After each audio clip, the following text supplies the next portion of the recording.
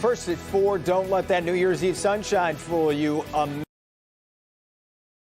We'll show you what's coming and which parts of Metro Detroit are going to get hit the hardest. Also, a trench collapse tragedy. We're learning more about the city worker who was killed on the job as witnesses tried to help. Plus, here's Dr. Frank McGeorge. There are a lot of questions about COVID-19 vaccines, especially from seniors who have been hit hard by the virus. Coming up, I'm answering the most common questions facing that age group. Live from downtown Detroit, home of WDIV and Click on Detroit, Local 4 News First at 4 starts now. Hi, everybody. I'm Jason Colthorpe in for Karen today. First at 4, you might call this the calm between two storms. Another messy one is on the way. Let's get right to Paul Gross, who's been tracking this as he watched the last one get out of here. And we got a new warning that just came in. Am I right, Paul? Yeah, winter weather advisory issued by the National Weather Service. It actually begins at noon on Friday, and then will continue into Friday night, and that covers the entire area. So that starts tomorrow, but boy, we got some nice sunshine that broke out this afternoon. Boy, did that feel nice. Temps basically 30, maybe into the low 30s in many areas. The wind is light, so we actually could enjoy this day. It just, what's looming is on our mind. Now, I know we're losing our daylight here. It's a little hard to see at the end, but I wanted to show you this visible imagery. You can see the expansion of the clear area that happened today. It just started as like a little hole almost near Lake St. Clair, and it just kind of expanded there. So we have no weather problems for our New Year's Eve, just mostly clear to partly cloudy skies, temps falling through the 20s, and then we have to talk about tomorrow. So coming up, we're going to talk about the snow developing tomorrow morning, and then we have a progression to freezing rain, and some of us will then get rain tomorrow afternoon. I'm going to break it down for you in some pretty good detail coming up in just a few minutes, Jason. All right, Paul, we'll see you then. Detroit police are asking for help to solve a deadly mystery on the city's west side. They're looking for 2 men believed to be involved in a shooting this morning. They say a 911 call came in this morning reporting gunshots near Tillman and Warren Avenue. When police arrived, they found a blue FJ Cruiser with bullet holes in the side and a man shot to death behind the wheel. Police believe 2 men in a white cargo van were involved in this. If you saw anything or can help, call police. In South Lyon, a shooting leaves a 17-year-old dead and his 43-year-old father in critical condition. It happened at a home on East Liberty Street near 10 Mile and Lafayette. Police say they have information about a possible suspect and are pursuing those leads, but they are also asking if anyone knows anything to give them a call. South Lyon police expect to release more information on this soon. We'll keep you posted. In this Local 4 update, we've learned the name of the East Point city worker who died after a trench collapse last night. 45-year-old Brian Theobald was working on a water main break when the mud walls caved in and he was trapped. It happened last evening near Gratiot and Hayes. Witnesses jumped in to help. Theobald was rushed to the hospital, not breathing, and he later died. He worked in the city's Department of Public Works for 13 years and leaves behind a wife and 2 children. That new variant of the coronavirus has now been found in at least 2 states, raising concerns about the virus spreading more quickly. The newest case has been recorded in Southern California. Yesterday, we told you it had shown up in Colorado. Today, California also became the 3rd state to surpass 25,000 COVID-related deaths, following New York and Texas. Michigan will not release any updated numbers until Saturday due to the holiday.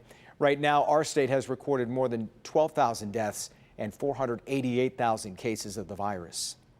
If you're worried about the spread of that new variant of the COVID-19 virus, Dr. Anthony Fauci says it's no mystery what we all need to do.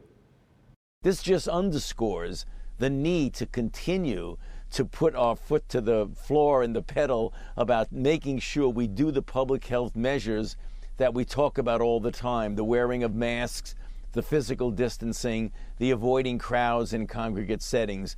Those are the kind of things that will prevent this new strain from spreading even further. We're seeing a new round of COVID vaccinations at the University of Michigan's Big House. Students and staff that fall into the Phase 1A priority group received their first dose of the Pfizer vaccine. And to be clear, these are students who work in healthcare settings, not general U of M students. An anesthesiologist at U of M Hospital was one of the first to get his shot today. I think of it as a firewall, that I can be a breaker and not only protect my family and my friends, but protect my coworkers and protect others in the community from COVID. Everyone that received their first shot today will get a second one in about 3 weeks. We know many of you have questions about the vaccines, and Dr. Frank McGeorge is working to get you some answers on that, especially for senior citizens. We'll hear from him in just a few minutes. President Trump's push for bigger stimulus payments to most Americans remains stuck in the U.S. Senate. It's just one piece of business that has made it a chaotic year on Capitol Hill, and that chaos shows no signs of letting up in the new year. Sandra Ali is in the newsroom with more on that. Sandra, a lot of talk, but very little action today. Yeah, and Jason, you're exactly right. You know, many Senate Republicans oppose boosting those stimulus payments from $600 to $2,000. But one man really has the power to bring the proposal to a vote. That man is Senator Mitch McConnell, and he's not budging. Socialism for rich people is a terrible way to help the American families that are actually struggling. So let me say that again. Borrowing from our grandkids to do socialism for rich people is a terrible way to get help to families who actually need it. I hope every American who has their water or heat or electricity shut off, or had eviction notices stapled on top of one another to their door, or had to choose which meal to skip on a given day. I hope they all heard the reason they will not receive $2,000 checks is because Leader McConnell thinks it could wind up in the hands of, quote, Democrats' rich friends. Right now, senators like Lindsey Graham are already predicting the stimulus boost will have to wait until the new Congress is seated. That's in January. Senators also still need to take action on President Trump's veto of a huge defense bill. Liberal senators trying to block that vote until there's a vote on the stimulus, but that leaves funding for the military then in doubt. Also, a Republican Senate from Missouri promising to challenge the results of the Electoral College next week. It's a move that can only delay the confirmation of Joe Biden's victory, but can't stop it. And Jason, of course, the current session of Congress ends Sunday, and it looks like the next session will start with a bang. And of course, we're going to have any updates for you when I join you tonight for Local 4 News at 5. Back to you. Yes, no shortage of drama there. All right, Sandra, we'll see you then. President Trump and the First Lady have returned to the White House earlier than expected. Cameras were rolling as the first couple got off the helicopter on the White House lawn. They were scheduled to be in Florida through the holiday, but will now miss the New Year's Eve party at Mar-a-Lago. The White House did not give a reason for the schedule change. Many of you have questions about the COVID-19 vaccines. We're hearing from people who are anxious to know when it will be their turn. Our Dr. Frank McGeorge has been receiving lots of questions through clickondetroit.com, including several from one group in particular. Today, he answers the top 3 questions he's hearing from senior citizens. People over 65 have been hit hard, not only by the virus itself, but with the restrictions it's placed on their lives, limiting their ability to see their grandkids, travel, and do most of the things they enjoyed before the pandemic. Not surprisingly, many wanted to get this vaccine yesterday. Here's the primary questions they want answered when it comes to the vaccine. Topping the list, I'm over 65 and don't live in a nursing home. How will I know when it's my turn to get the vaccine? Who will tell me when I can get it and where to go?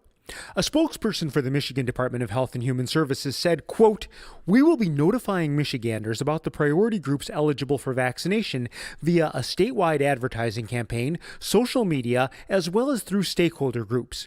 We are also working with providers who will be reaching out to their patients to alert them that they can come in for their vaccination when we get to the different phases." End quote. You can also expect widespread media coverage when we move into the next phase. Now, some counties are already starting to plan drive-through vaccination events. Doctors' offices will also help inform their patients about where to go. The second most common question comes from snowbirds. I'm a senior citizen who generally spends the winter in Florida. If I get my first shot in Michigan, can I get my second shot in Florida, or vice versa?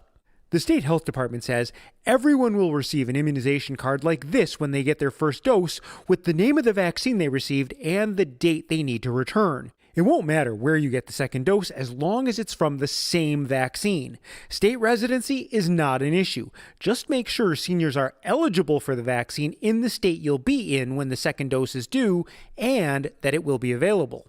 Now, finally, many seniors are asking, is it safe to get my shingles vaccine at the same time or close to when I received the COVID-19 vaccine? Well, the answer is it's not recommended to get any other vaccines with the COVID shot.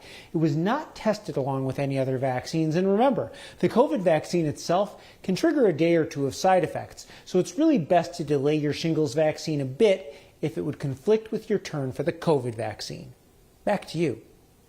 And very good advice, Doc. We appreciate it. Remember, you can send Dr. McGeorge more questions and review updated information on the health page at clickondetroit.com. Still to come, a Help Me Hank warning to thousands of parents to avoid a freak accident. We'll tell you about the choking hazards leading to a child's clothing recall. And this confrontation over a missing cell phone has been going viral for days. Now we have new surveillance video that shows how things got physical. But first, COVID vaccine sabotage. We're tracking an investigation that's already led to one person being fired. That story right after the break.